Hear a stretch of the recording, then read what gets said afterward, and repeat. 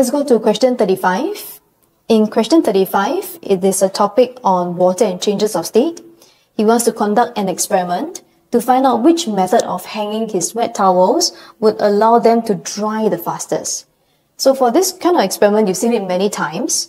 Now we can try writing a hypothesis. So hypothesis is like a predicted guess of a conclusion or results what we can tell. So what is a hypothesis? Is he really trying to test? We can tell that for all the three towels, they are folded in different ways. One, it's not folded at all. One is folded more and more times. So what is he trying to change is the exposed surface area of the water in the towel. So we can use this to write that the greater the surface area of the towel exposed to surroundings, the faster the rate of evaporation. And we should write down the rate of evaporation of water in towel. If not, it will sound like the towel is the one that is evaporating. Same for here at the front, we can change by writing down the greater the surface area of water in the towel. Since we know that surface area of water can affect how fast water evaporates. B will be easy. Which of the towel will dry the slowest? And since we know that it is related to exposed surface area, then we find the one that has the smallest exposed surface area. So in towel R, this is the one that has been folded the most amount of times. It would have the smallest or the least exposed surface area. But always remember to write down exposed surface area of water and not the towel.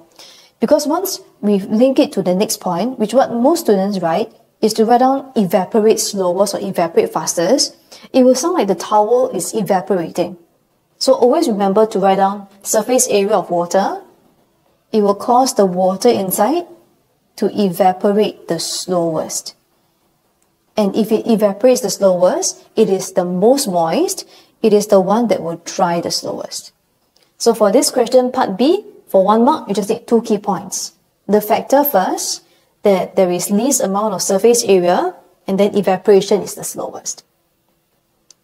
So in question 35C, question is quite common about asking how mist is formed on a mirror. So we find questions about forming mist, forming clouds, forming white substance suspended in the air. This is usually about condensation concept. And to remember condensation, the steps to answer, you can follow this 5 set of keywords. First one, W, it stands for water vapor. And since it is about condensation, how water vapor becomes water droplets. So from here, you can tell the first 2 W's. And how it can become water droplets, you need to write down loose heat. And must have a cooler surface to lose heat to, then it can condense to form tiny water droplets. So when you're writing the answer here, you just go through your checklist of 5 important keywords, whether you've used all 5 of them. So from here, we can just simply write, because it's a hot shower, there's nothing really to gain heat from and evaporate. We can just write down that in the hot shower, there's warmer water vapor in the shower that lose heat to the cooler surface of the mirror. So it's specifying where is the cooler surface and condense to form water droplets. What's missing here is writing down losing heat. The water vapor lost heat and condense into tiny water droplets. The water droplets are the one that forms the mist.